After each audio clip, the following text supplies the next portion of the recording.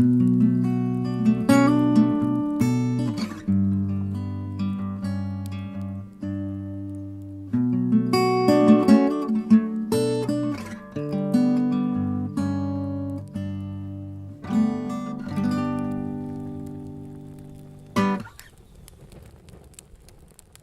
I'm Dan, and I just went on a date with the devil. Today we're talking about our spoiler-free reactions to Baby Driver, the hit film in the making from one Edgar Wright, maker of such classics as Scott Pilgrim, Hot Fuzz, all those other ones that he does. And today I'm with my boy, the devil. He's a little bit more masculine this week, but love is love, right? Oh yeah. Yeah, love. So what were your thoughts coming out of Baby Driver? I really enjoyed it. I thought it was a great film. Yeah. Hella dope. Hella dope? Would you consider it hella dope? Hella dope. Yes, hella dope. Yes. This is a really fun movie. I think it's like a really solid summer movie. You know, a really nice, huge cast of big names. We got Ansel Elgort, we got Kevin Spacey, we got John Bernthal at the beginning. Who else do we got? Jamie Foxx. Yep. A whole mess of Did people. you say Kevin Spacey? I did say Kevin Spacey. Okay. Kevin Spacey's my man. Love me some Kevin Spacey. And it's just, you're at the edge of your seat, and it's an hour and a half, and it's in and it's out, and it's so much fun. What about it worked for you? First of all, it didn't feel like an hour and a half. It felt like they put a lot in that film in such a short amount of time. Yeah, it was dense. It wasn't as unusual as some of his movies. Yeah. I've actually only seen one of his films. World's End. I had no idea what that was about. Crazy robots attack. And if you go in there and you have no idea what that's about, and then you just get to the robot part, you're like, what the hell is this? Yeah. So this wasn't like that. More grounded, more like Reservoir Dogs-y. Yep. Bit of a Tarantino vibe. Sure. But I thought it was just a really well-made film. Yeah. The acting was great. Yeah. Yeah, and I think he knows how to direct things that make you want to keep watching. You know, like, it opens with an intense, this isn't a spoiler, it opens with an intense car chase, and it just grips you right away, because you're like, he knows how to film this. Sure. And like, yes, you've seen car chases a bazillion times, but with the music and with the way the camera moves and the way the editing flows, and he's so good at basically making a series of music videos that he was like, well, how can I write a character that makes it plot relevant that I make music videos? I've heard that a lot of films, they don't use a lot of great camera work, or they don't make use of sound effects. Yeah. I mean, this one's completely different. It's not just dialogue driven. There's a lot of things going on there. Yeah. He's known for, and this is usually in the comedy world, where a lot of comedy is very just like, you could almost turn off the screen and just listen to it and know what's happening. But he makes every moment like epic. And I immediately was reminded of this in the very opening scene, where it's like, you see him in the car, and then it like intensely cuts over to like each person in the car, and it's like, and then also when he like goes to gets coffee, and it's like, oh, coffee, and it's like intense shots, really quick cuts to the music, and he was just like, well, my character's gonna have tinnitus. He always listens to music. Music's in every scene, and then even like when there isn't music, it's about the absence of music and how that like is affecting the character too. And everything about this movie is connected to music. I mean, whether it's every other character has some opinion or some connection, and if they care about music, he cares about them. And clearly, it's some sort of love letter. And I think the soundtrack is great. Would it be a spoiler to talk about his disability? No, we can talk about it. He has tinnitus from an accident when he was young. Yeah, so he hears a sound, just I guess a faint buzzing or something. Yeah, like a ringing at all times. Ringing, and he tunes it out with music.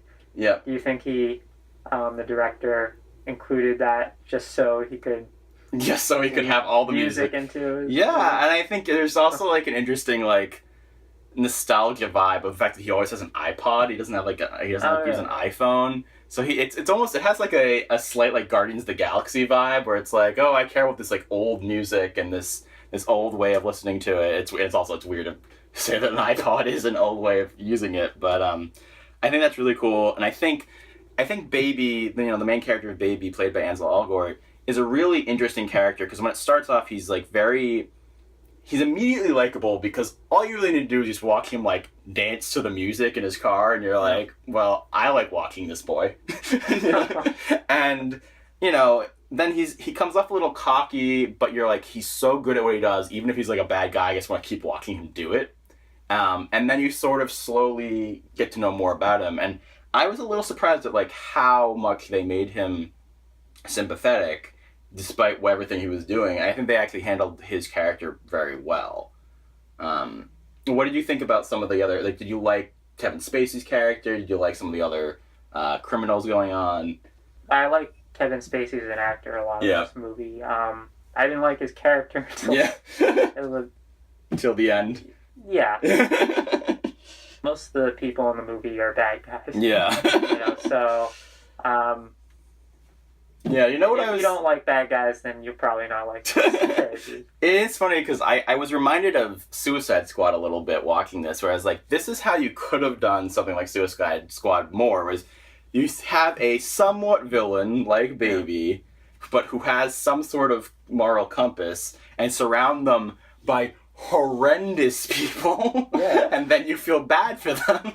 But Suicide Squad, they dig into the stories of the different villains. And have some sympathy for them, but these are just like nope. Redeeming. All these other people are just the worst. But they're played by actors that you love, and therefore you like them. My two biggest problems with the movie, I would say, is I think that the love interest character for Baby is pretty thin. Did you buy into their relationship at all? Did you like watching her? I mean, it didn't get in the way of the rest of the film. Yeah. But it was probably the weakest part of it. Yeah. I just felt like, even in, like, cliche, tropic girlfriend standards, she wasn't that great. And I think the actress was fine. I just don't think that they gave her enough to make her feel like a full person that he would really care about, especially considering how quickly it all went. I mean, they were very similar. Yeah. They're, the way they listen to music. Yeah. I think the other thing that kind of threw me off about it is that there was a bit too much of, like, an Oedipus Complex thing going on for me. It really, given how important his mom was and the similarities between the mom and her, I was like, this is a little bit weird.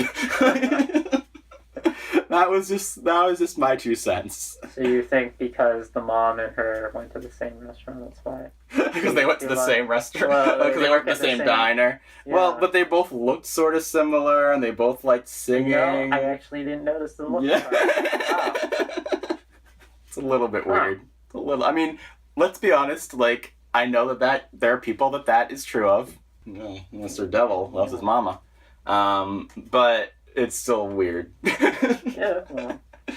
But no, this is a really fun movie. I think the action is really, considering like that it is a smaller movie, it's like I don't think of Edgar Wright as like, big action set pieces, but this, I felt like the third act really delivered. The person who ran the theater said that he thought it would be a big hit, but has he had big hits?